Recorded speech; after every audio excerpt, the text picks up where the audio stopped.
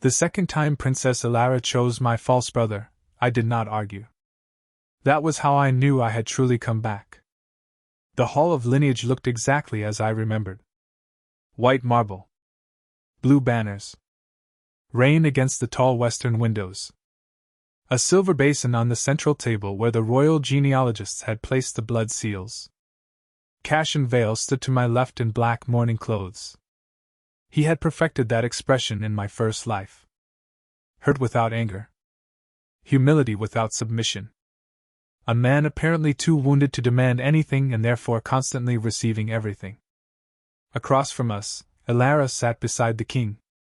My fiancée. My childhood friend. The woman who had once promised that no court rumor could make her doubt me. The chief genealogist finished reading the report. Both claimants show sufficient connection to the late Duke Alistair Vale to require further adjudication. That was not what the evidence meant. I knew because I had spent years learning why. The blood seal used in House Vale was not infallible. It reacted to close collateral blood. A nephew. An illegitimate cousin. Sometimes even a descendant of the ducal grandmother's line. Cassian was related to us. That part was real. He was not my father's son. That part was false. In my first life, I stood exactly where I stood now and explained all of that. I produced birth records. Midwife testimony. Military travel logs proving my father had been 600 miles away during the period Cassian's mother claimed conception. Household ledgers. Letters. I argued for 3 hours. Every argument made me look more desperate. Cassian cried once. Quietly. Elara watched him. Then watched me. By the end, my certainty looked cruel beside his pain. That was the trap. Truth can lose socially when one side appears to need it too much. The king asked Elara. As future sovereign and party to the Vale marriage compact, what is your recommendation? My first life, she hesitated. This time, she did not. I recommend Cassian be recognized provisionally as senior heir until the secondary inquiry is complete. A murmur moved through the hall. My Uncle Bram cursed under his breath. Cassian closed his eyes as if the decision hurt him. I almost admired the performance. Elara continued, Rowan will retain his personal holdings and military commission. House Vale estates, ducal revenues, and hereditary command authority will transfer to Cassian pending final review. There it was. Again. My life, divided by administrative language. In my first life, I stepped forward. I said, Elara, look at the travel records. She said, I have. I said, then how can you support this? She said, because this is not only about documents. I said, that is exactly what lineage adjudication is about. Then Cassian whispered, I never wanted this. I laughed. That laugh destroyed me. Not legally. Emotionally. The room turned. Elara's face hardened. I became the proud heir mocking a lost son. Cassian became the wounded brother asking only to belong. That was the moment I lost her. Not the title. Her. Everything afterward grew from that. This time, I remained silent. The king looked at me. Lord Rowan? I bowed. Your Majesty. Do you contest the recommendation? No. The entire hall changed. Elara's eyes lifted sharply. Cassian looked at me for the first time. Not sorrowful. Alarmed. He had prepared for resistance. So had she. I had spent my entire first life teaching people that if they pushed me, I would push back. They built strategies around it. Silence removed the structure. The king frowned. You do not contest provisional transfer? No. Uncle Bram stepped forward. Rowan. I raised one hand. He stopped. The king looked almost suspicious. You understand the implications? Yes. House Vale revenue will transfer. Yes. Hereditary command. Yes. The castle at Red March. Yes. Your seat on the Northern Council. Yes. And your marriage compact with Princess Elara will require review because it was executed with the presumed senior heir. That was the part everyone waited for. I looked at Elara. In my first life, I fought hardest there. I told her our marriage had nothing to do with inheritance. She told me politics could not be separated from marriage. I spent months proving myself. Years proving myself. I never understood that once love becomes a trial, the verdict is already damage. I understand, I said. Elara stood. Rowan. The king looked at her. She ignored him. What are you doing? I almost laughed. Not because it was funny. Because she sounded exactly like someone watching a familiar mechanism refuse to move. Accepting the ruling. Why? Because you made it. Her face tightened. That is not an answer. It is the complete answer. Cashin lowered his eyes. Brother, I don't want you to feel. I turned toward him. Then don't tell me what to feel. He stopped. Not because I raised my voice. Because I did not. That was new. I looked at the royal clerk. Is there a transfer declaration? The clerk froze. Yes, my lord. Bring it. Elara stepped down from the dais. Rowan, stop. I looked at her. Why? Because you're angry. I am. Then don't make permanent decisions. I smiled slightly. That advice would have been useful before the ruling. Her face went pale. The clerk brought the documents. 3 copies. Estate transfer acknowledgement. Command relinquishment. Council seat suspension. I read every line. The first life had taught me to read what grief wanted me to skip. House Vale public assets. Red March fortifications. Royal granted grain stores. Ducal tax rights. Northern levy authority. All transferred. My personal estate at Ashford Hill remained mine. Private investments. My mother's dowry lands. My personal cavalry horses. My private library. Any servants or retainers whose contracts were directly with me. Good. I signed. Cashin stared. Elara whispered, You don't have to sign today. The order is effective today. That doesn't mean. It means exactly that.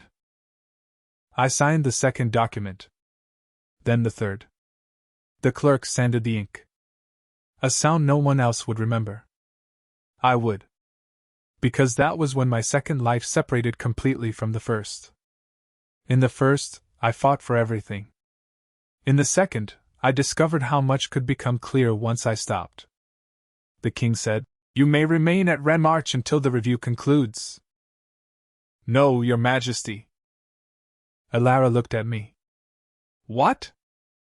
I bowed. I request permission to leave the capital and resign my temporary quarters at Red March. You cannot simply leave. That came from Elara. I turned. Why not? Because the inquiry continues. My presence is not required for document review.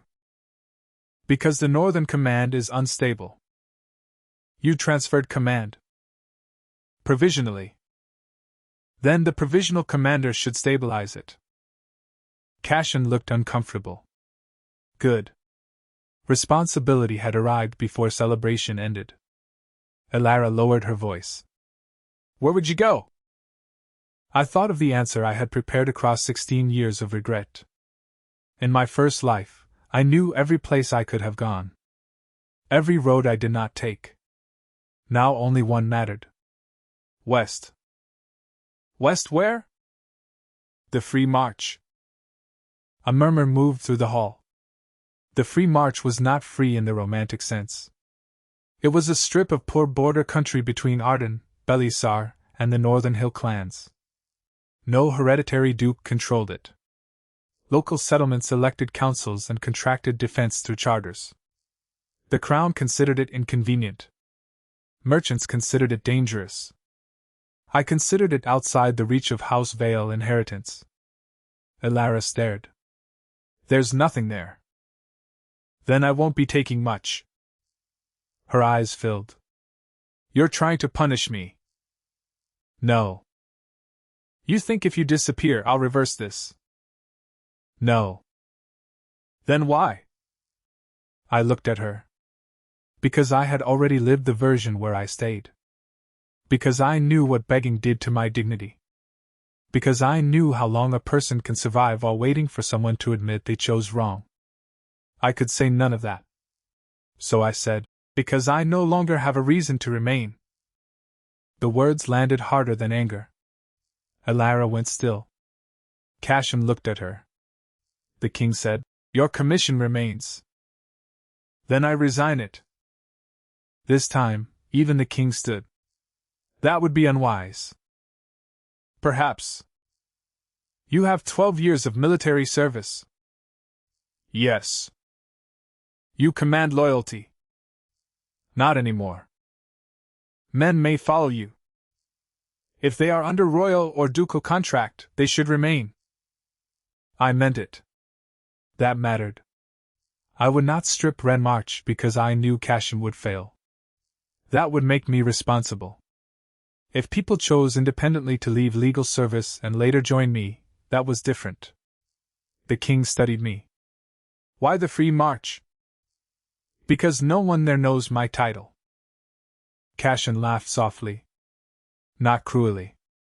Nervously. I looked at him. He stopped. The king finally nodded. Your resignation will require formal acceptance. Of course.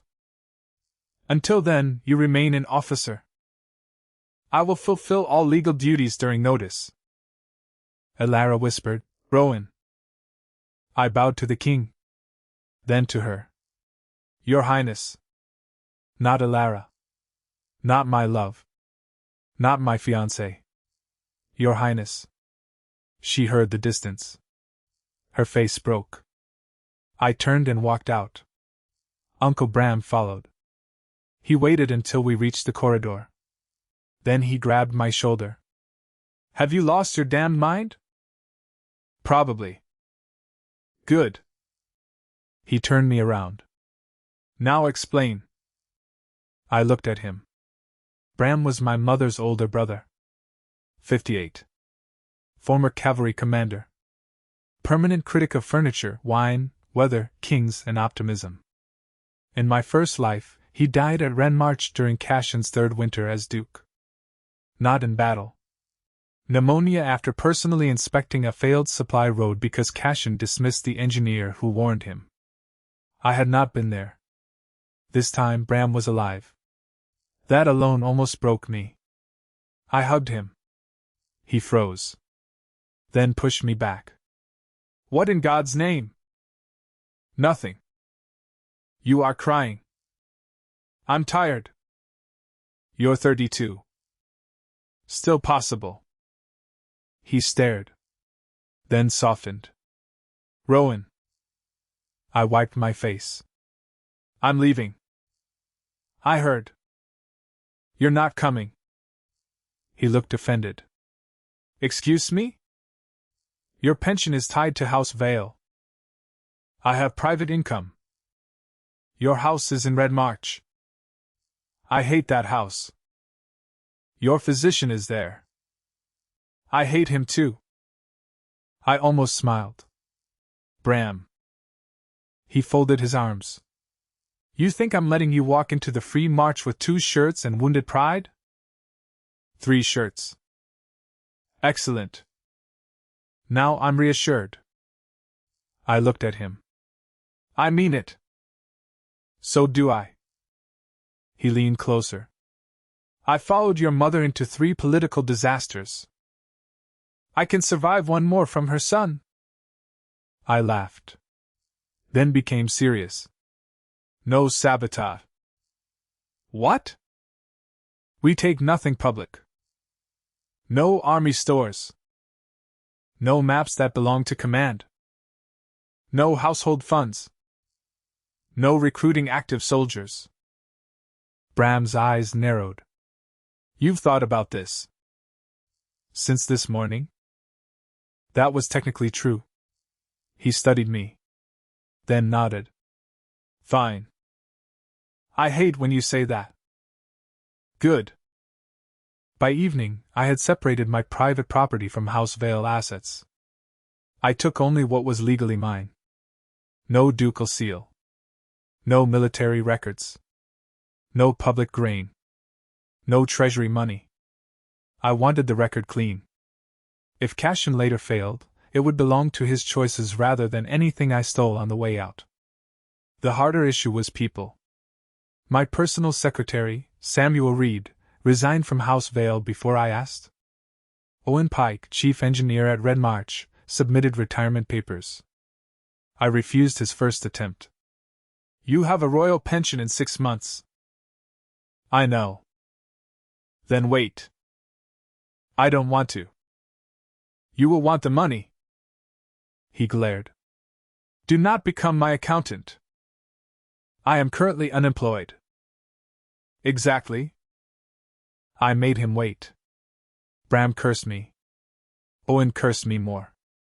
He took the pension 6 months later and joined me after. That became important. Loyalty should not require people to damage themselves to prove it. My cavalry adjutant, Captain Maraven, came to my quarters that night.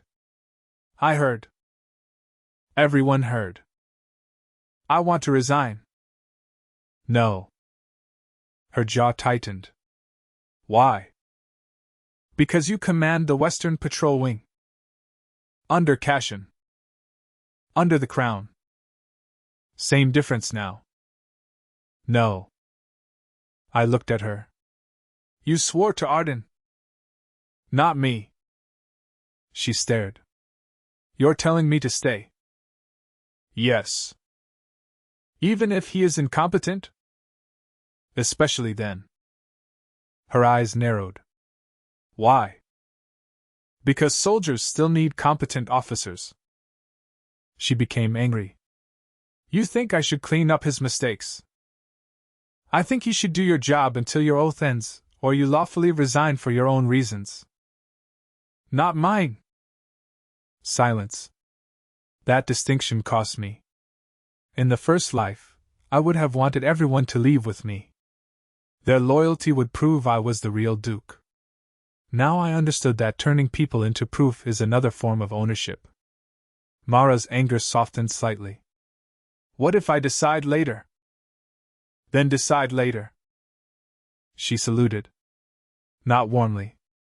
Good. She remained. For 2 years. She saved lives. Then she resigned when Cashin ordered punitive raids against villages that had withheld taxes after crop failure. She joined me 3 months after that. But that came later. The night before I left the capital, Alara came to Ashford Hill. No royal carriage. No escort inside. Rain soaked the shoulders of her cloak. I was packing maps I personally owned. She stood in the doorway. You really mean to go? Yes. Tomorrow. At dawn. You could wait for the secondary inquiry. Why?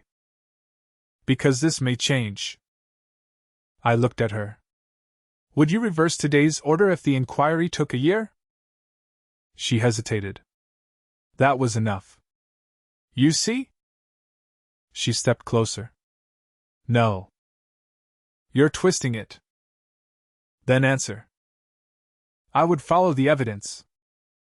Today you had evidence. Her face tightened. And I found it incomplete. Because Cashin cried? Do not. Her voice sharpened.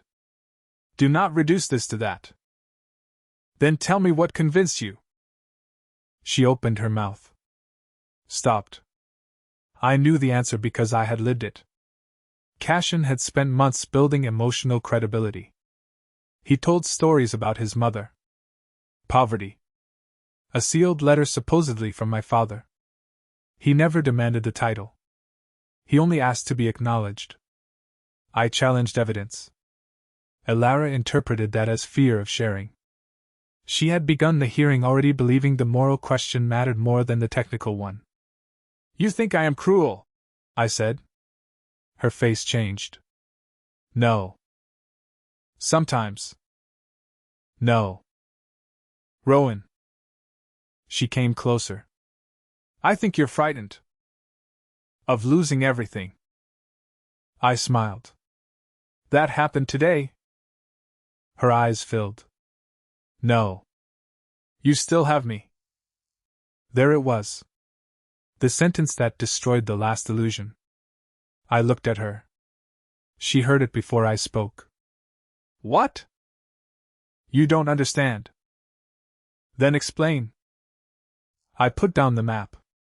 "If you choose his claim over mine, you cannot simultaneously tell me I still have you as if you are separate from the choice." "I am separate." "No." "You're my fiancé." "Yes." "You also recommended the ruling."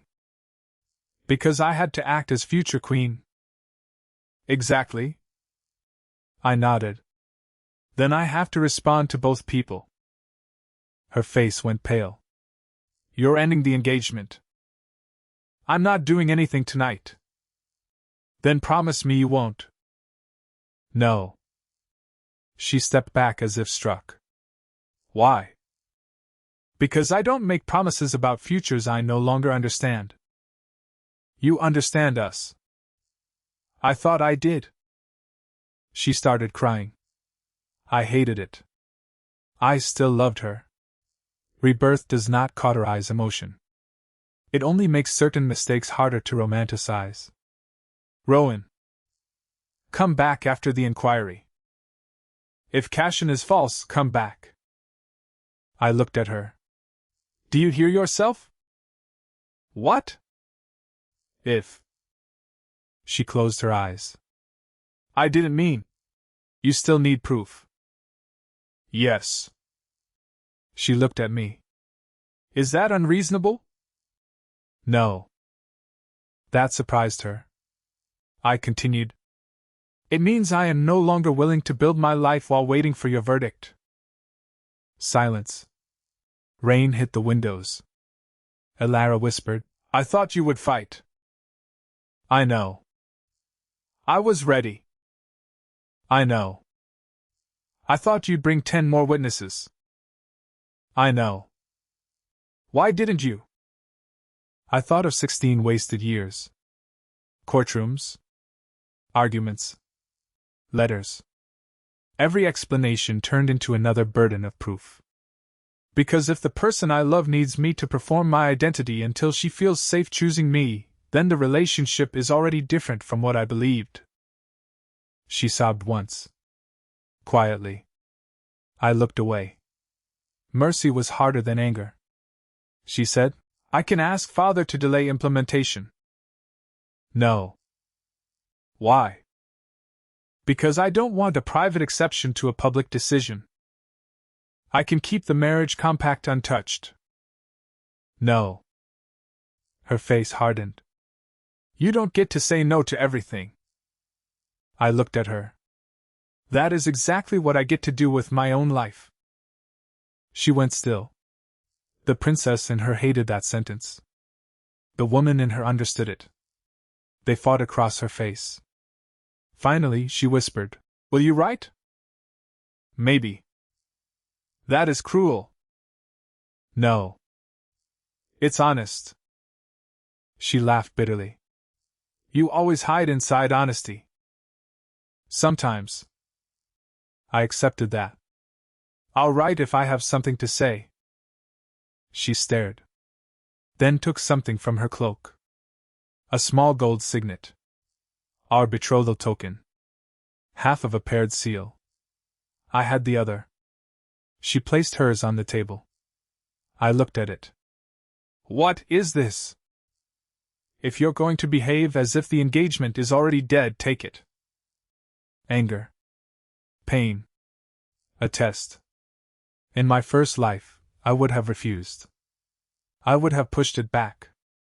I would have reassured her until the fight became reconciliation. This time, I picked up the seal. Her face changed. I placed mine beside it. Then pushed both toward her. The compact is still legally active. If you want to keep the tokens, keep them. If you want to dissolve it, file. I won't use symbols to pretend the question is settled. Alara stared at the two seals. Then at me. You are impossible. So are you. For 1 second, something like our old humor returned. Then it vanished. She took both seals. At the door, she stopped. You'll be back. I said nothing. She turned. Rowan. What? You'll be back. Not a question. A belief. The belief that had trapped us in my first life. I looked at her. Good night, Alara. She left. At dawn, I rode west. No banners. No army. No ducal carriage. 6 people came with me. Bram. Samuel. 2 household guards whose contracts were personal. A cook named Miriam.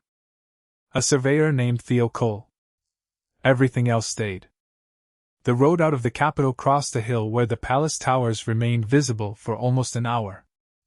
I did not look back until Bram did. He said, Last chance? For what? To become sensible. I looked at the palace. The place where everyone knew my name. My blood. My title. My history. Then west. A road leading toward settlements that knew none of it. No. Bram smiled. Good. We kept riding. The free march did not welcome us. That was the first reason I trusted it. The free march received me with a toll dispute. That felt appropriate. We reached the town of Ashvale after 12 days on bad roads and 2 nights sleeping in barns. Ashvale was the largest settlement in the Western March. Largest meant 6 streets, 1 stone church, 2 mills, a market square, and a wooden palisade that leaned outward in places as if trying to escape. A customs clerk stopped our wagons at the south gate. Commercial entry fee. Samuel looked at me. I looked at the wagon. Books. Tools. Clothing. Household goods. No merchandise. Private relocation. The clerk shrugged. Looks commercial. Why? 3 wagons. Bram leaned down from his horse. Do you charge by wheel? The clerk looked offended. We charge by use. Then define use. I closed my eyes. This was going to take hours. It took 40 minutes. The town charter exempted permanent relocation goods from commercial tolls. The clerk had never read that clause. Neither had most new arrivals. Samuel found the language in a public copy nailed to the gatehouse wall beneath 2 notices about stray pigs. The clerk refunded the fee. No bribe. No favor. No title. Just a rule anyone could read if the rain had not blurred half the ink. I loved Ashvale immediately. Not because it was fair. Because fairness had somewhere to stand. We rented rooms above an inn. The next morning, I met the town council. 5 members. A mill owner. A widow who ran the largest grain warehouse. A blacksmith. A priest. And a woman named Mara Stone who traded wool across 3 borders and trusted nobody. They asked why I had come. I said, to live. Mara stared.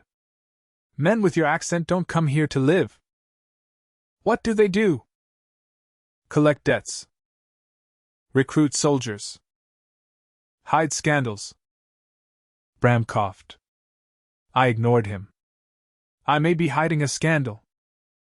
Mara smiled slightly. Good. At least you know. They asked what I wanted from the town. I said, land to lease. Permission to repair the Old West Road under a private public contract. And a warehouse license. The mill owner frowned. You've been here one day. Yes. Why the road? Because my wagon axle nearly broke twice. That's a personal reason. Most infrastructure begins with irritation. Mara laughed. The council did not give me the road contract. Good. They asked for a survey first. Theo spent 3 weeks walking the route. We discovered the road itself was not the main problem. The drainage cuts had collapsed. Water crossed the surface every storm. Wagons created ruts. Ruts held water. Each season made the next worse. Repairing the top layer without drainage would waste money. That was familiar. Most failing systems show damage where the cause is not. We submitted a new proposal. Shared funding. My private capital would pay the first drainage work. Ashvale would provide gravel from the municipal quarry. Nearby settlements could buy access rights through maintenance contributions. No exclusive toll. No hereditary control. Mara read the contract twice. Then asked, why no toll? Because I need the road more valuable than the road fee. She narrowed her eyes. Explain. Trade through Ashvale increases warehouse use. Repairs. In business. Land value. Tolls would pay me directly. Open access pays everyone indirectly. She stared. You're either smart or hiding something. Both remain possible. The council approved. That road became my first real claim in the free march. Not land. Not title. Reputation. I paid laborers on time. I did not force adjacent villages to contribute. I published expenses on the town board because Samuel insisted. People mocked that. Then copied it. Transparency is often ridiculous until someone sees how useful it is. The road opened before autumn. Trade increased. Not dramatically. Enough. Then winter closed the northern pass and forced Belisar merchants west. Ashvale became the easiest route. Warehouses filled. The inn raised prices. Mara complained while earning more money than anyone. I bought a small farm outside town. Not an estate. A farmhouse. 2 barns. 40 acres. Bram looked at it. This is beneath you. No. He stared. You used to own a castle. I used to administer a castle. Difference? The roof bill. He laughed. We repaired the farmhouse. Miriam took command of the kitchen and therefore the household. Samuel established an office in the barn because he claimed I could not be trusted with documents near food. Theo rented a room in town. The 2 guards became instructors for Ashvale's watch under separate contracts. No private army. No secret levy. That mattered. For the first 6 months, I did not write Alara. She wrote twice. The first letter came through a royal courier who looked deeply offended by Ashvale mud. Rowan, the secondary inquiry continues. Cashin has taken residence at Red March and begun reviewing the Northern Command. Father asks whether you intend to return when the inquiry concludes. I asked the same. Alara, I read it. Then put it away. No answer. The second came a month later. You said you would write if you had something to say. Surely you have something to say. I almost smiled. Then I wrote, the West Road outside Ashvale had no functioning drainage. It does now. The winter market should stay open longer. Bram still complains. I hope you are well. Rowan, that was all. Samuel read it because he read everything I sent through official couriers. He looked disappointed. What? Nothing. Say it. I expected romance. You're fired. You cannot afford another clerk. Tragic. Elara replied. I did not ask about roads. I wrote, I know. She did not answer for 3 months. Those 3 months were peaceful. Then Owen arrived. He rode into Ashvale in spring with a pension certificate, 2 engineering chests, and an expression of vindication. I waited. Good. I hated every day. Also good. Do not say good. Bram hugged him. Then immediately complained that the farmhouse foundation leaned. Owen inspected it. It does. I stared. How much? Enough. Can it fall? Eventually. Helpful. Owen became our first permanent engineer. That phrase sounds grand. It meant one aging man with a bad knee and a ruler he threatened people with. We used him everywhere. Culverts. Bridge repair. Mill race. A new public well. He trained 2 apprentices. Then 4. One of my proudest achievements in the march was not a bridge. It was convincing Owen that training successors did not diminish him. The first life had taught me what happens when expertise becomes identity. People protect knowledge because being irreplaceable feels safe. Then everyone pays when they leave. We built redundancy. People called it bureaucracy. I called it sleeping better. News from Renmarch arrived through merchants before letters. Cashin lowered grain levies during his first summer. Popular. Then he increased military spending. Also popular among officers. Then he ordered expansion of the Eastern Fort Line. Less popular with engineers. I knew the plan. In my first life, he did the same. Not because fate forced him. Because the incentives remained. Cashin needed visible proof that he was not merely inheriting my work. Repair looked like maintenance. New walls looked like achievement. The eastern forts stood on poor supply roads. Building them was possible. Supplying them in winter was expensive. In my first life, I screamed that into council chambers. This time, I did nothing. That was harder than leaving. Bram read the merchant report. You're not going to write Mara? No. Captain Venn knows. Then she can advise.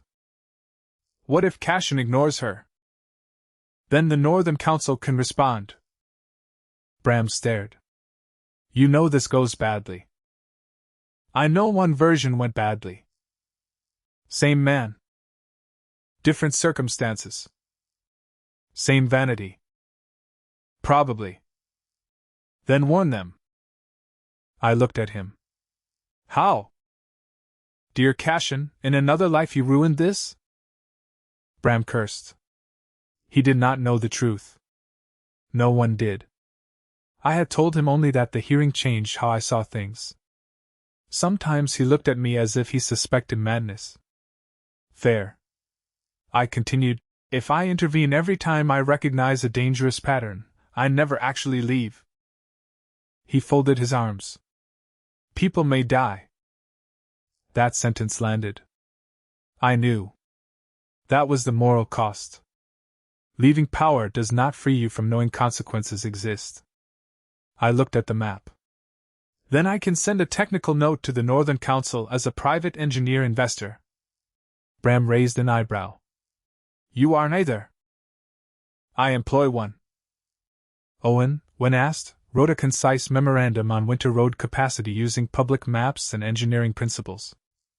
No accusation. No future knowledge. No command. We sent it openly. The council acknowledged receipt. Cashin proceeded anyway. That was his choice. Mara then wrote me a private letter 2 weeks later. You always did find new ways to be irritating. The memorandum is correct. I have attached my own assessment to the command file. Cashin says the risks are manageable. We will see. Do not come back because of this. I laughed. Bram asked, What? Apparently I am predictable. The eastern forts were completed before autumn. A mild winter saved them the first year. That mattered. In my first life, winter had been severe. Here, weather changed. Memory was not destiny. Cashin looked successful. Court newspapers praised his decisiveness. Elara wrote, You may have misjudged him. I stared at the sentence. Then wrote, Possibly. That reply angered her more than argument would have. Her next letter was 6 pages. She told me Cashin had restored tax compliance in 2 districts. Improved recruitment. Hosted clan leaders at Red March. She wrote, I wish you could see that recognizing him did not require erasing you.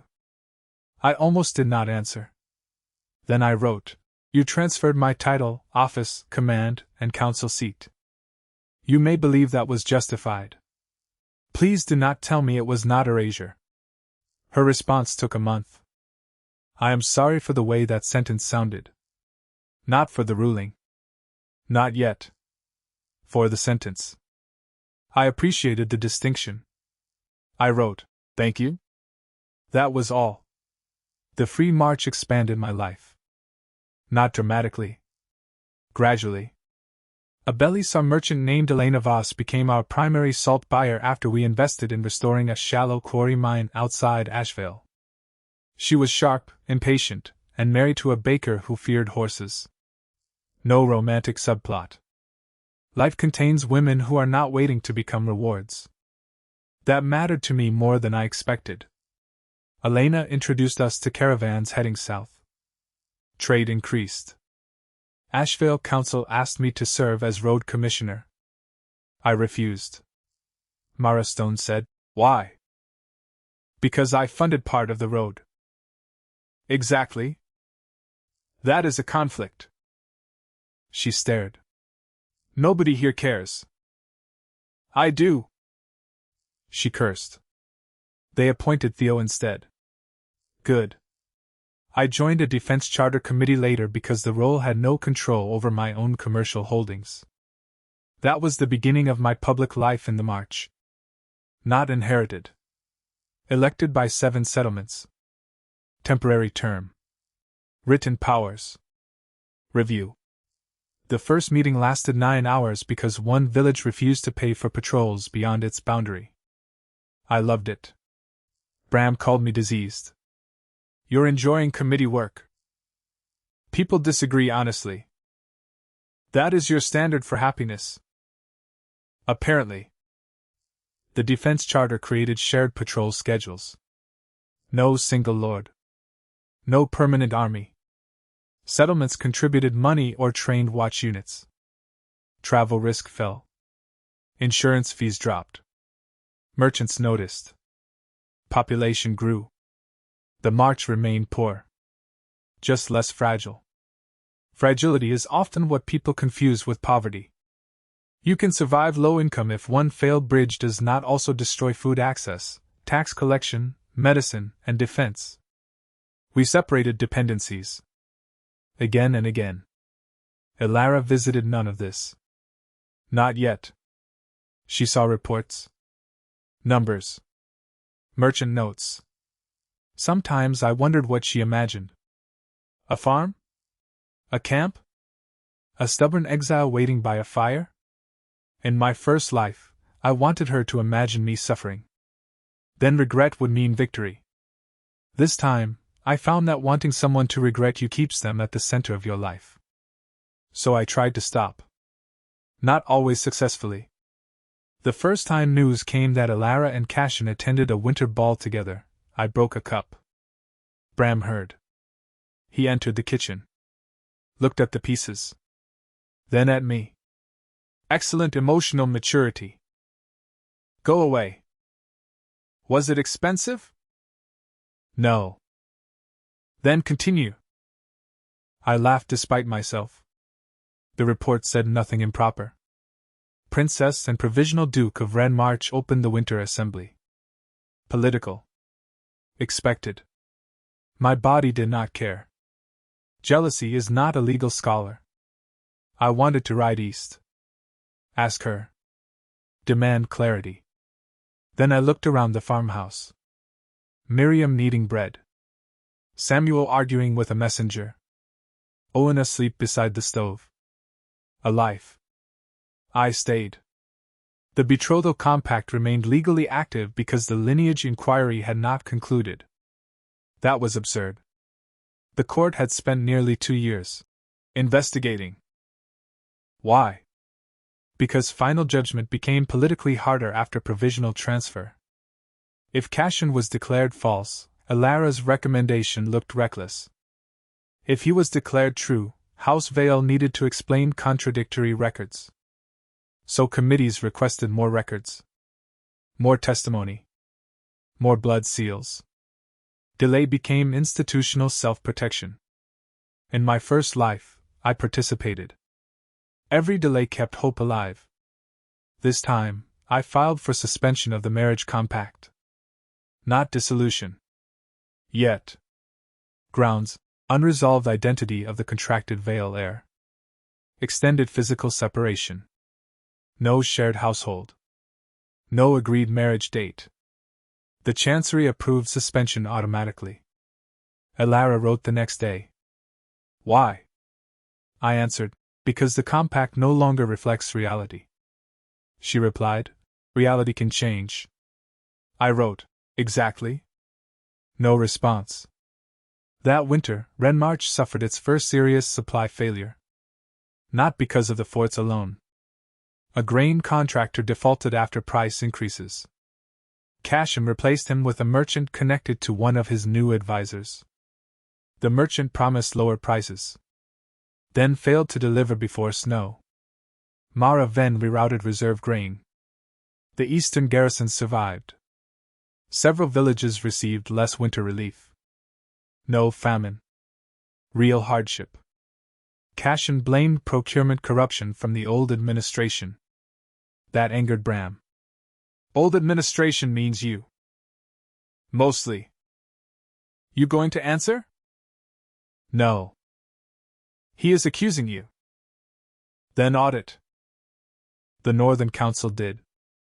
The contract records showed the failed supplier was appointed after Cashin took office. The correction appeared in a later bulletin. Smaller type. Fewer readers. Reputation often travels faster than correction. I understood. Still, I did not answer. Alara did. A letter arrived in her hand. I reviewed the procurement file.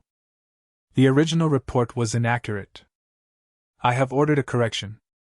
I am sorry. I stared. Then wrote, thank you? Bram groaned. Again? What? 2 words. 3. Still tragic. The second failure came in spring.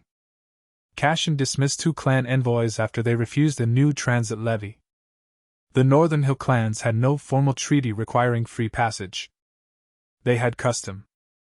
Custom is invisible law until someone breaks it. The clans responded by moving wool caravans west. Into the free march. Mara Stone became rich enough to become unbearable. Ashvale benefited. Renmarch lost toll revenue. Cashin raised market fees to compensate. Merchants shifted farther west. A cycle began. Not collapse. Adjustment. People respond to incentives faster than pride. I knew what came next in the first life. Cashin would interpret revenue loss as disloyalty. Then punish. This time, I hoped he would change. For 3 months, nothing happened. Then Alara traveled to Redmarch. She returned with a new agreement reducing the levy. Good. That was different. She was correcting him. Maybe he would learn. I felt relief. Then shame at the relief. Part of me wanted proof I had been right. That part was ugly. Bram knew. You look disappointed. I'm not. Liar. I glared. He poured wine. You don't need him to fail. I know. You do want him to. Sometimes. Good. I stared. He shrugged. Better to admit poison than call it medicine. I drank. He was right. The third year in the march, I bought land near the river with 6 other investors. Not a lordship. A new town charter. We called it Stone Cross. Owen designed the first bridge. Theo surveyed streets. Mara Stone invested warehouse capital. A clan family built stables. Belisar merchants funded a grain exchange. I contributed money and planning. Nobody owned the town. That mattered. Stonecross grew fast because it sat at the intersection Red March merchants now preferred. People began calling me warden. I corrected them. I have no such title. They kept doing it. Informal authority is more dangerous than formal authority because nobody writes the limits. So I insisted on limits. The Stonecross Charter created a rotating executive council. Emergency powers expired automatically. Audits public. Land disputes reviewed by mixed panels. Defense authority separated from commercial licensing. People complained that the charter was too long. I agreed. Then kept it. My first life had been destroyed partly by unclear authority. I had learned to love boring documents. The Northern Crisis accelerated during the 4th year. Not because Cashin suddenly became evil. Because small failures accumulated. Officer turnover. Merchant distrust. Road maintenance deferred to fund visible fortifications. Clan agreements handled personally instead of institutionally. Tax exceptions granted to loyal families. Each decision survivable. Together, they created a system that needed Cashin's constant attention. Then he became ill for 6 weeks. Nothing dramatic. Lung fever. He recovered. Administration did not. Applications waited. Contracts stalled. Disputes piled up. The first life taught me a cruel lesson. A system that works only when the leader is present is already failing. Elara saw it. She sent royal clerks to Ren March. Cashin took that as humiliation. Their alliance began cracking. I knew because Samuel still had friends in Chancery. He never stole documents. He heard complaints. Public enough. Safe enough. One evening, he said, Princess Elara argued with him before the Northern Council. I kept writing. About? Delegation. He says clerks undermine ducal authority. She says he is drowning? I stopped. That sounded familiar. In my first life, she said the same to me. Difference. I had delegated poorly too. The truth stung. Maybe Cashin and I shared more than blood. That possibility mattered. I asked Samuel, any final lineage ruling? No. Of course not. Then the evidence chain began by accident. Not through me. Not through prophecy. Through a dead woman's estate. An old abbey outside Belshore closed after its last superior died. The monks transferred archives to the cathedral court. Among them were birth ledgers from a charitable maternity house that had burned years earlier. One entry named Cashin's mother. Mara Vale. Not Mara Vale at the time. Mara Diran. Date. Residence. Attending midwife. Then a note. Father named privately in sealed annex. The annex survived. That was the beginning. The cathedral clerk had no idea what it meant. He sent copies to the Royal Genealogical Office because the surname matched an open case. For the first time in years, new evidence entered without either claimant producing it. That changed everything. Elara wrote to me. They found a birth ledger. I answered, I heard. She wrote, you sound unsurprised. I stared at that sentence. Danger. I could not tell her I had known another version of the evidence chain. So I wrote. I always believed Cashin was collateral kin, not my father's son. That remains true, she replied. If the annex identifies another father, what will you do? I looked around Stonecross. The council hall. The bridge. The grain exchange. People arguing in the street. Then wrote, nothing immediately. Her reply came the same day. Nothing? I wrote, my life no longer depends on the ruling. That sentence changed our correspondence. For the first time, Elara understood the truth before the court did. Even if Cashin was exposed, I was not waiting for restoration. The sealed annex named Gideon Diran, Cashin's mother's cousin. A minor cavalry officer from the southern frontier. Dead for more than 20 years. Not my father. Not even close enough for scandal to become ambiguity. The genealogical office did not announce immediately. Good. They verified. The first life, I had accused too fast. This time, truth moved without me. The cathedral archives contained Gideon's leave records. He had been in Belshore during the exact months Cashin was conceived. A private letter from Mara Diran thanked him for the money for our son. The handwriting was authenticated against 3 estate documents. Then another record surfaced. A transfer from Gideon's sister to Mara after his death. Small. Regular. Child support disguised as family assistance. Not proof alone.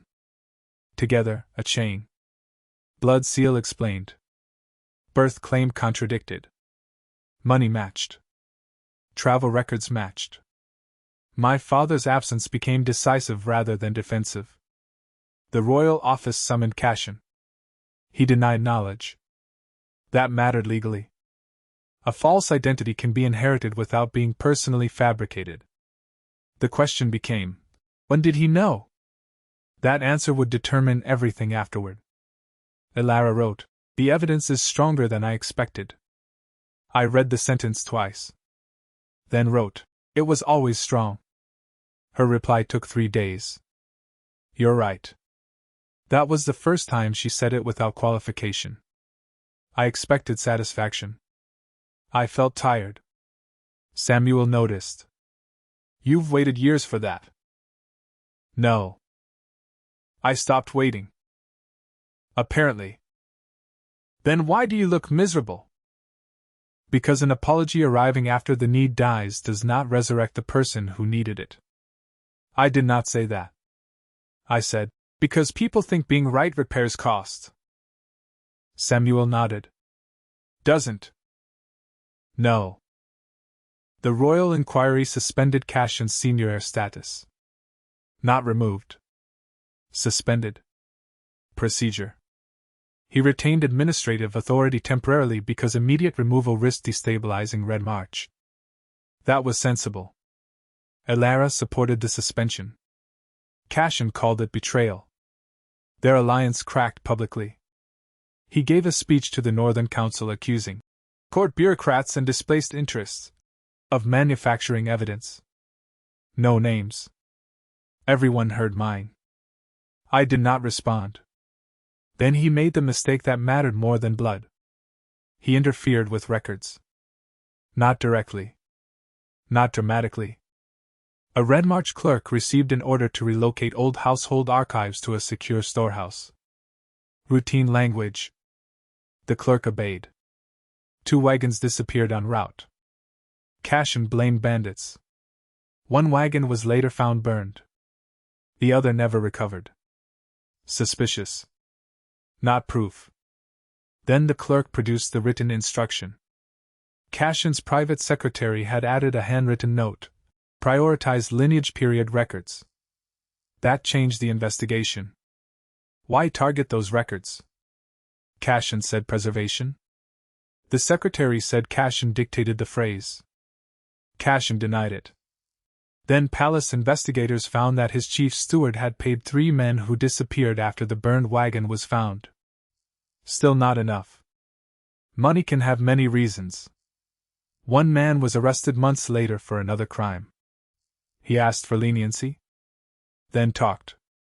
He claimed the steward hired them to intercept the archive wagons and destroy selected boxes. He said the steward told them, "The Duke needs old lies buried." That was hearsay about motive. But his description matched details not public. Which route? Which wagon? Which boxes? The investigation became criminal. Elara stopped writing for 6 weeks. Then a royal courier came to Stonecross. Not a letter. An invitation. Private audience. Capital. I declined. The courier stared. "You understand who sent this?" "Yes." "Her Highness requests your presence." "Request noted." He looked offended. "May I give a reason?" "Stonecross flood works begin tomorrow." That was true. Also not the whole reason. I did not want to stand in the Hall of Lineage again. Not because I was afraid. Because I did not need to. The court could establish Cashin's identity without turning my return into theater. 3 days later, Elara arrived herself. Not with a royal procession. A small escort. 1 carriage. Mud on the wheels. I was inspecting a retaining wall when Mara Stone rode up. "Your princess is here." I looked at her. "Not my princess." She smiled. "Tell her." Elara waited in the Stonecross Council Hall. The room where merchants argued about grain weights and farmers complained about drainage levees. No throne. No raised dais. She stood by the window when I entered. For a second, the years collapsed. She looked older. Not old. Sharper. More tired. Her hair pinned simply. No crown.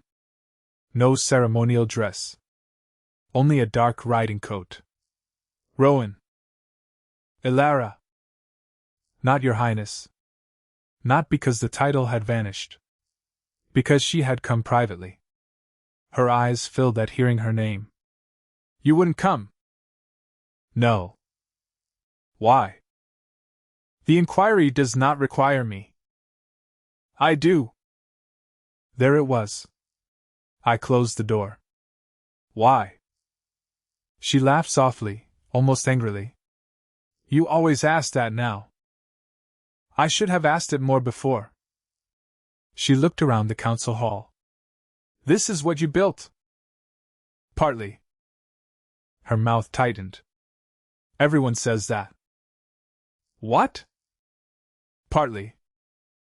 They say the road was Theo. The bridge was Owen.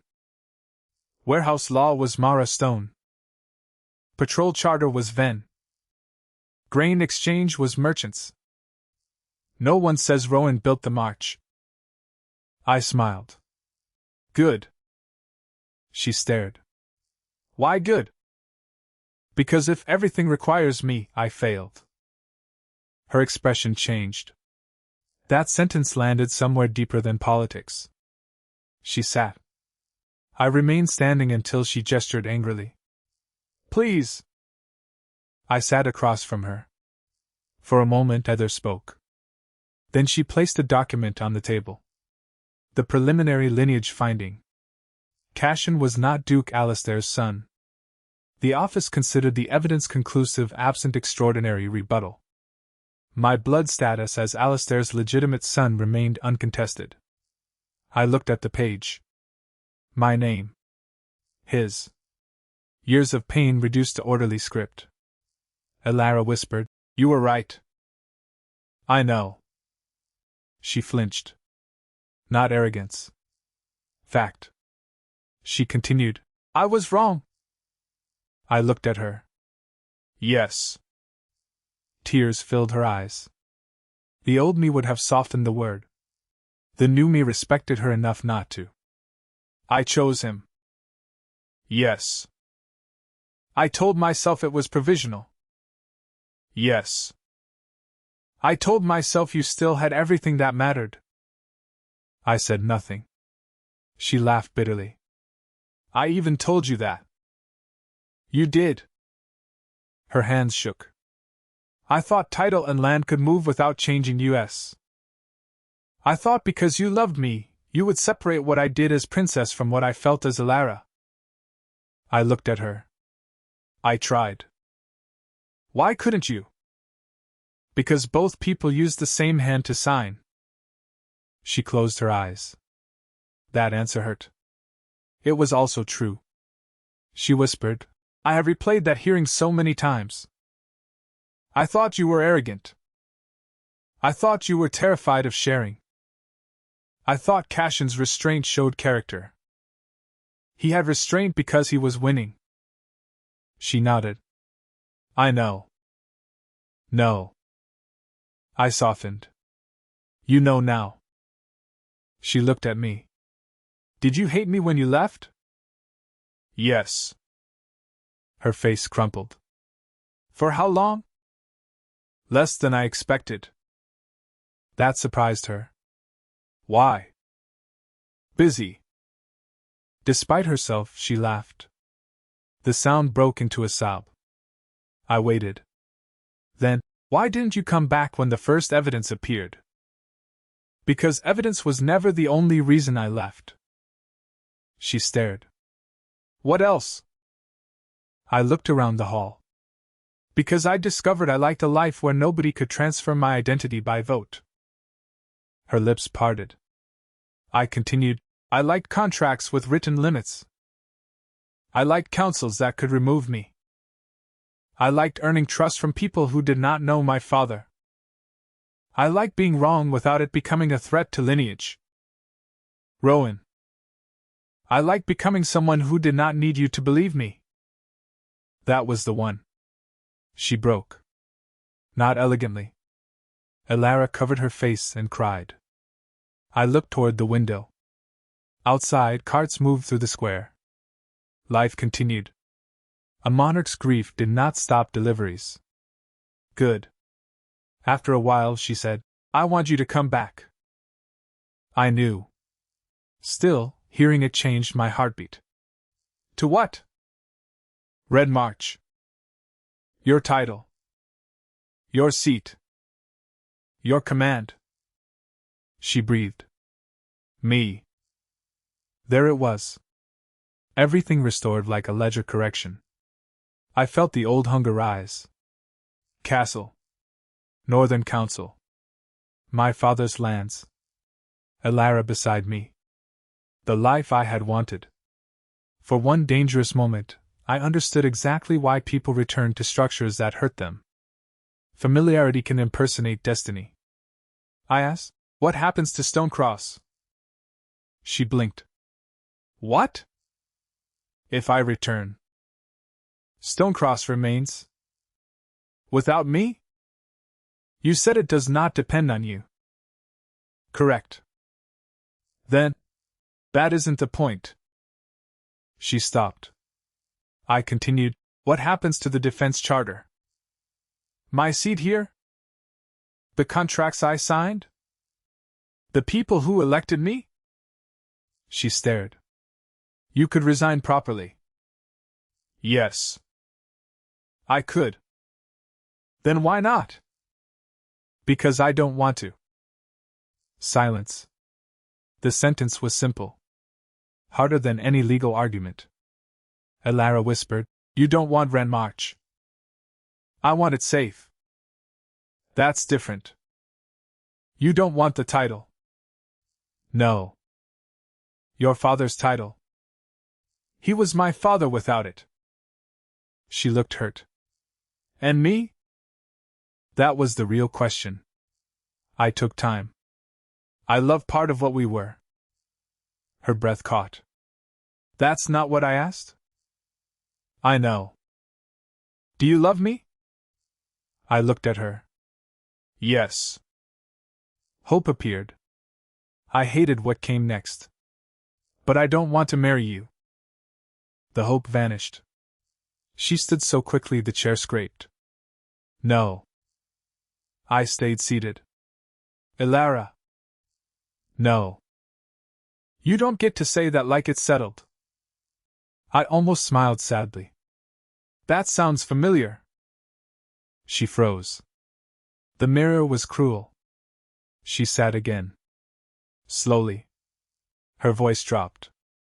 I'm sorry. I nodded. She looked at her hands.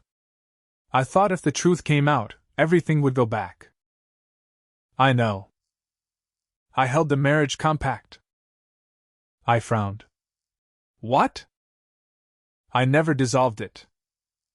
My chest tightened. The compact had been suspended. Not dissolved. Legally dormant because the heir identity was unresolved. If Cashin was removed, technically my original eligibility returned. Elara continued, I kept renewing the suspension. Every year. Why? She laughed bitterly. Because I thought suspension was not ending. Because I thought not ending meant hope. I stared. In my first life, I had been the one doing that. Holding legal threads because procedure felt like love. Now she had. The reversal did not feel satisfying. It felt sad. I will file dissolution. Her eyes closed. Do you have to? Yes. Why? Because the document should reflect reality. She cried again. Then nodded. All right. That was new. Not agreement with desire. Respect for mine. We sat quietly. Then I asked, what happens with Cashin? Her expression changed. Politics returned. The lineage office will issue final judgment. The council will remove him from hereditary authority. The criminal inquiry continues. For records. Yes. Anything else? Procurement. Tax exceptions. Private payments. I frowned. Those were governance issues I had heard rumors about. She continued, the audit found Red March money routed through advisory houses connected to his supporters. Some may be legitimate. Some may not. Do not decide before evidence. She looked at me. Then laughed softly. You really have changed. Hopefully. Her face became serious. The North is worse than you know. I doubted that. But I listened. Road maintenance deferred. Clan agreements unstable. Officer turnover. Fort supply expensive. Merchants shifting west. Tax arrears rising. Not collapse. Fragility. Then, the winter reserve is low. My body reacted. That mattered. How low? She gave numbers. I went cold. Not catastrophic yet. One bad harvest. One severe winter. One border disruption. Then crisis. Why? Emergency purchases. Fort supply. Price increases. Some accounting irregularities. I closed my eyes. Who is running the reserve audit? Royal Treasury. Independent regional count? No. Do one. She nodded immediately. Anything else? Old instinct. Take over. I felt it. Then stopped. No. Elara stared. That's it? Yes. But you know this. I know enough to ask one question. Then ask more? No. Why? Because you have a government. Her face hardened. Rowan. I will advise if you make a formal request through the March Charter. What? If this becomes a cross-border humanitarian or trade issue, send terms. You are negotiating with me. Yes.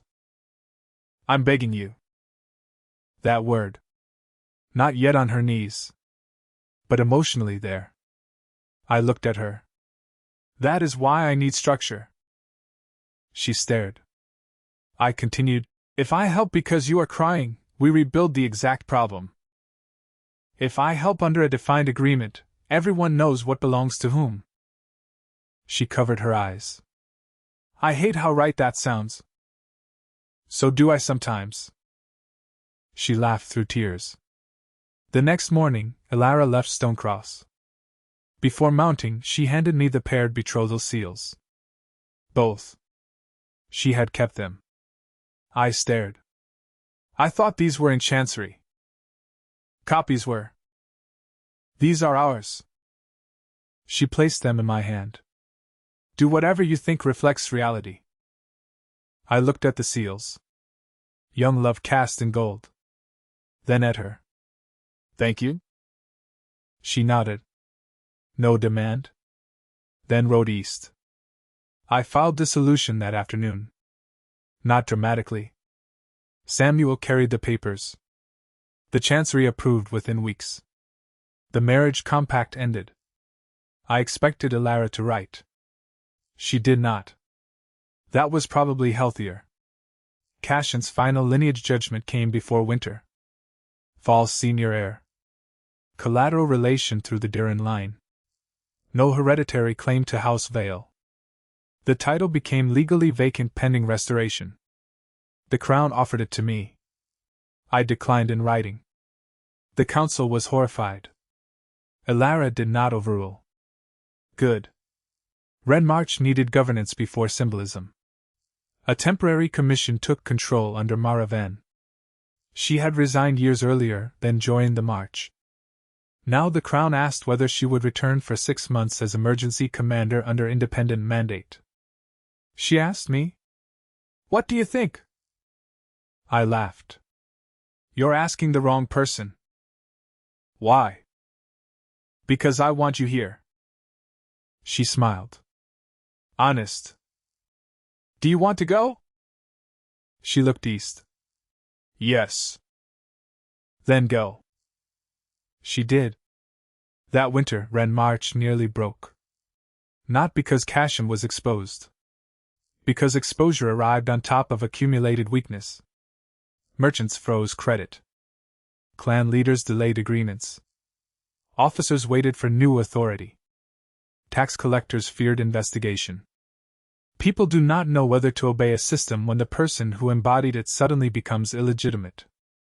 Mara stabilized command. Royal Treasury counted grain. The number was worse than Elara's estimate. Severe. Not enough for every district through a hard winter. The Crown sent formal request to the Free March. Not a command. A request. Grain purchase. Emergency transport. Shared storage. The March Council met. I recused myself from commercial votes connected to my holdings. Mara Stone chaired. For 2 days, people argued. Some wanted market price. Some wanted refusal. Renmarch merchants had once undercut us. Some remembered old insults.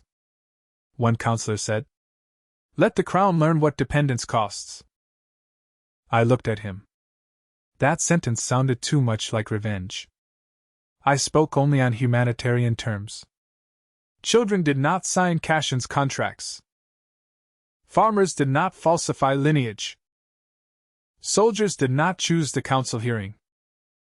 We can protect our reserve and still sell surplus. Do not turn accountability into collective punishment. The council approved a limited emergency sale. Cost plus transport. No seizure. No royal command. No gift. Structure. Elara accepted the terms. No complaint. That mattered. Then snow came early. Hard. The eastern road closed. One of Redmarch's new forts became isolated. Exactly the kind of crisis I had once feared. This time, nobody argued about appearances. Mara ordered evacuation before supplies failed. The fort was abandoned. No soldiers froze for pride. I read her report and cried. Not because I had been right years ago. Because someone had learned. Maybe all of us had. The real border crisis came later. Spring thaw triggered landslides across the northern pass while a hill clan dispute closed the alternate road. Red March's food problems shifted from scarcity to movement. Grain existed. Roads did not. The March had western access. Elara sent another request. This one for corridor coordination. The Charter Council appointed me lead negotiator because I understood both systems. I accepted. Not as Duke. Not as Royal Commander. As representative of Stonecross and the Free March. That distinction saved me. We built a temporary western corridor. March wagons carried Crown-purchased grain. Ren March teams handled eastern distribution. Clan escorts protected hill segments under paid contract. No side owned the whole route. That made it harder to control. Also harder to collapse. Cashin watched all of this from house arrest pending trial. At least, that was what I heard. Then he asked to see me? I refused the first request. Accepted the second. Not because I owed him. Because I wanted to know. We met in a guarded estate outside the capital. No prison bars. He was not convicted yet. He looked older. Thinner. The soft humility was gone. Or maybe there was no audience left to reward it. Brother, he said. Don't. He nodded. Rowan. I sat. What do you want? To know when you knew. Danger again. I answered. I believed from the beginning that you were not my father's son. That's not what I mean. He looked at me. When did you know I would fail? I didn't. He laughed. You left. Yes. You took the smartest people. No. His face hardened. Owen. He retired lawfully. Samuel. Personal employee. Bram. Private citizen. Mara. Stayed 2 years after I left. That stopped him. I continued, I left you the army. Council. Records. Money.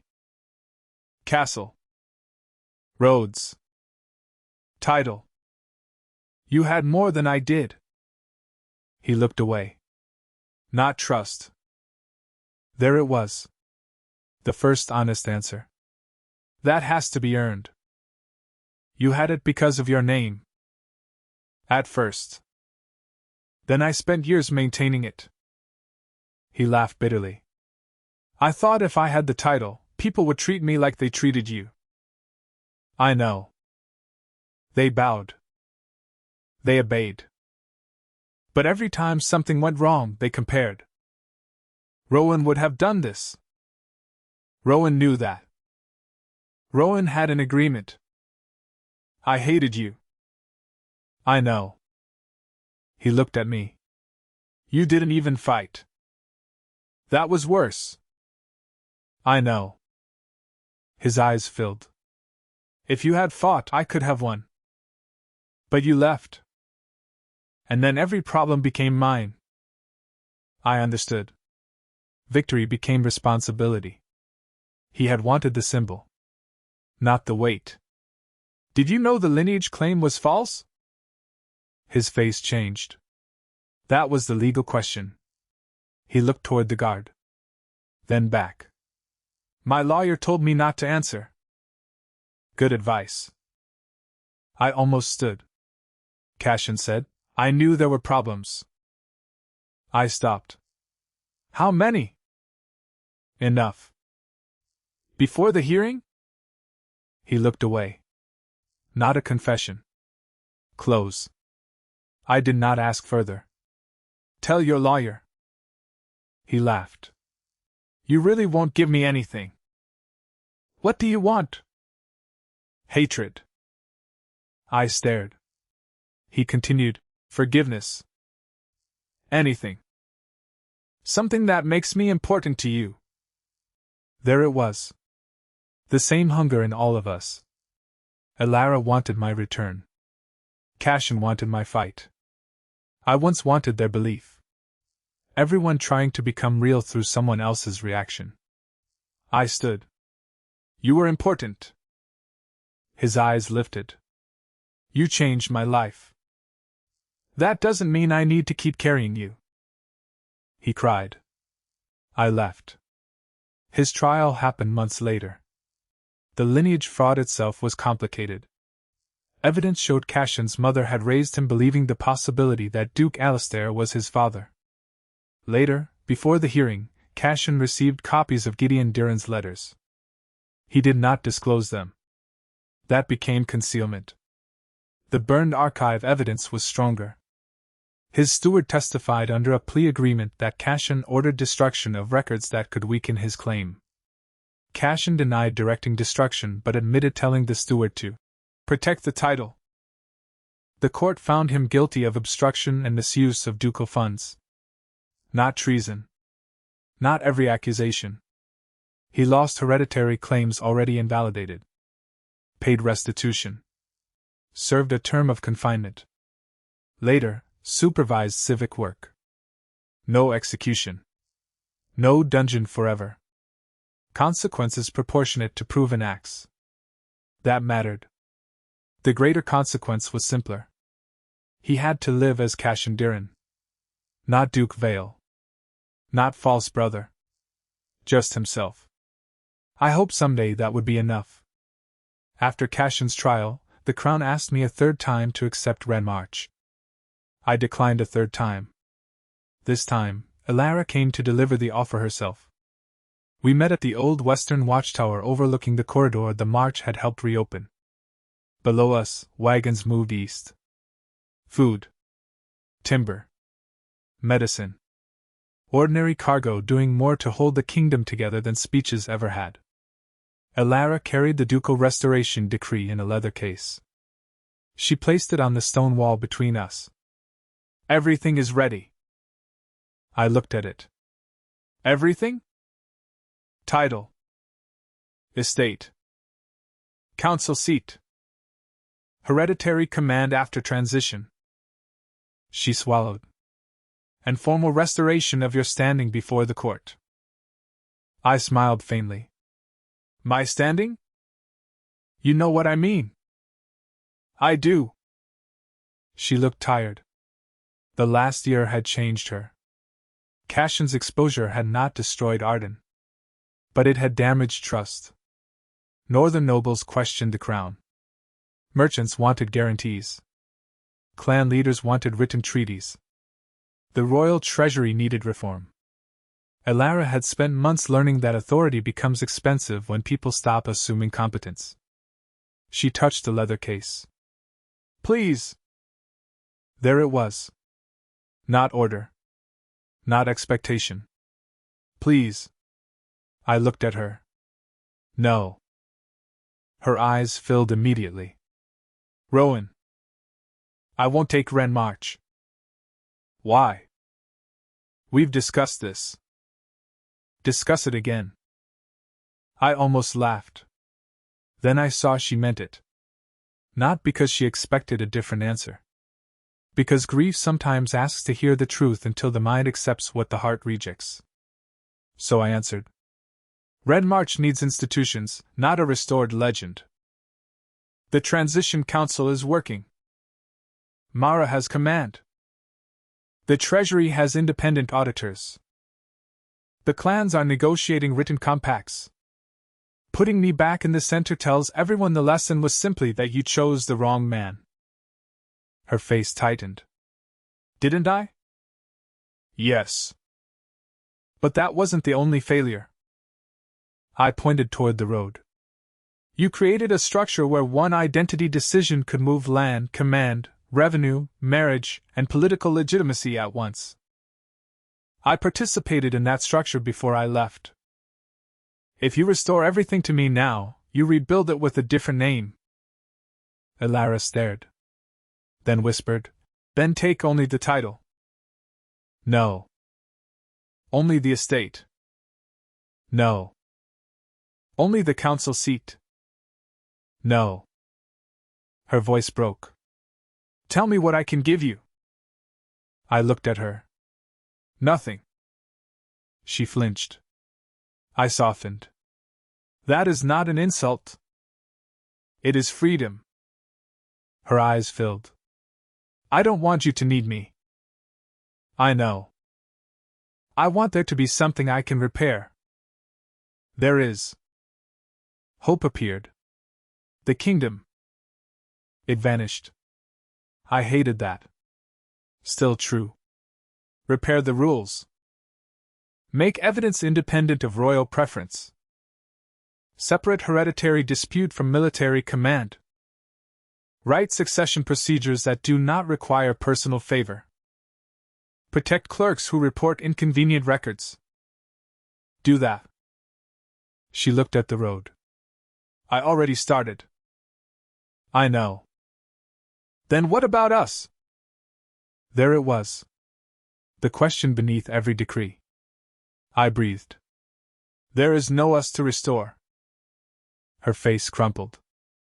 Because I chose him. Partly. Because I didn't believe you. Partly. Then what else? Because years passed. I looked at her. Because I changed. Because you changed. Because love is not preserved in a sealed room while people live elsewhere. She started crying. I still love you. I know. Do you love me? I did not hide. Yes. She stared. Then please. That word again. She stepped closer. Please come back. Not as Duke. Not as Commander. Come back to the capital. We can start with nothing. No titles. No marriage compact. Just us. For one dangerous second, the offer reached the part of me that had once wanted exactly that. Not restoration. Choice. Elara choosing Rowan without inheritance. The dream I had begged for in my first life. I closed my eyes. Then saw Stonecross. The council hall. Owen's bridge. Mara insulting my accounts. Samuel correcting my contracts. The free march arguing itself into stability. A life not built around waiting for this moment. I opened my eyes. No. Elara made a small sound. I continued, if you had said that years ago, I would have followed you anywhere. I know. That's why this hurts. She wiped her face. Then, unexpectedly, she lowered herself to one knee. I froze. Elara. She was the future queen of Arden. A princess who had never knelt to anyone except coronation altar and her father's sickbed. Now she knelt on cold stone. Not theatrically. Desperately. Please. My chest broke. Please don't make the worst decision of my life the last thing between us. I stepped forward immediately. Stand up. No. Elara. I am not ordering you. I know. I am begging. I know. Then hear me. I hear you. She cried. Come home. I took her hands and pulled her gently to her feet. This is home. She looked toward the west. Stonecross lay beyond the hills. The march. My life. Her face collapsed again. I held her shoulders. Not as lover. Not as fiancé. As someone who had loved her enough to spend one life waiting. Your mistake is not the last thing between us, I said. There were letters. Arguments. Grain contracts. A road corridor. Apologies. Years. You are more than the worst thing you did to me. She stared. Then why can't you forgive me? I did. The answer surprised her. I continued, forgiveness is not return. That was the final lesson. She closed her eyes. When she opened them, something had changed. Not pain disappearing. Expectation. She finally stopped treating regret as a path back. She nodded. Once. All right. I almost cried from relief. She looked at the leather case. What do I do with the decree? Burn it. Her eyebrows rose. I smiled. Or archive it. Historians love mistakes. She laughed through tears. Still impossible. Apparently. We walked down from the tower together. At the road, her carriage waited east. My horse waited west. She stopped. Rowan. Yes? When I become queen, will you still argue with me? Under written treaty terms. She laughed. Of course. Then she embraced me. I held her. No promise. No hidden bargain. Just goodbye. She rode east. I rode west. Years later, Elara became queen. Her reign was not perfect. No reign is. She rewrote lineage procedure. Removed hereditary command from disputed succession cases. Created independent archival courts. Required royal emergency powers to expire unless renewed by council vote. The reforms irritated half the nobility. That was probably healthy. Red March never returned to one all-powerful duke. A regional council governed civil affairs. Mara Ven commanded defense for a fixed term. Clan treaties became written and reviewable. The Old Vale Castle became partly administrative offices and partly a military school. My father's portrait remained in the Great Hall. Cashin's did not. I visited once. Not to reclaim anything. Mara demanded that I inspect a bridge. Owen had trained the engineer who designed it. The bridge was excellent. I complained anyway. Tradition. The Free March changed too. Stonecross grew large enough to require stricter limits on its own authority. I served 2 terms as elected warden and refused a third. The charter survived my refusal. That mattered more than holding the office. Elara and I saw each other through treaties and public councils. Sometimes privately. Never romantically again. The love became something quieter. Not friendship exactly. History with respect. She once asked whether I regretted leaving. We were older by then. I answered, I regret that leaving was necessary. Not that I left. She nodded. Fair. Cashin eventually returned to ordinary life under the Darren name. Years later, I heard he had become competent at managing charitable accounts. That pleased me more than I expected. A person's worst ambition does not need to become their entire identity. The strangest part of my second life was that I eventually stopped caring who the real heir had been. Legally me. Historically me. By blood me. All true. None of it explained why Stonecross trusted me. None explained why the March roads worked. None explained why people voted for me and later voted for someone else. A birthright can tell you what you inherit. It cannot tell you what you deserve. In my first life, I died trying to prove I deserved what I inherited. In my second, I walked away. Then built things nobody could award by decree. Trust. Competence. A home. A life with limits.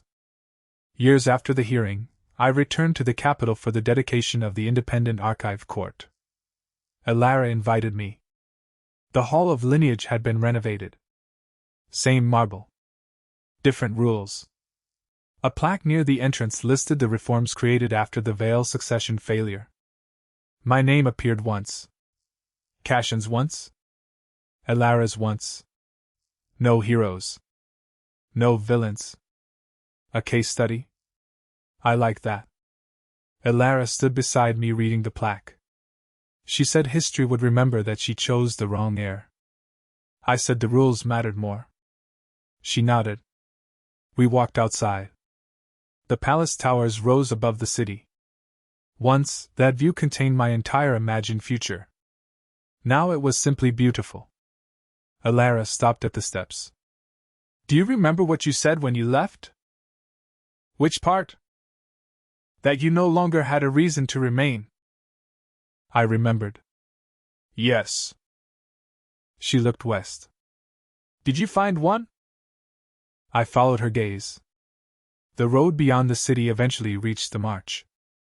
Many. She nodded. No tears this time. No begging. No regret asking to become dead. Just acceptance. We said goodbye. I rode west the next morning. There was no triumph in it.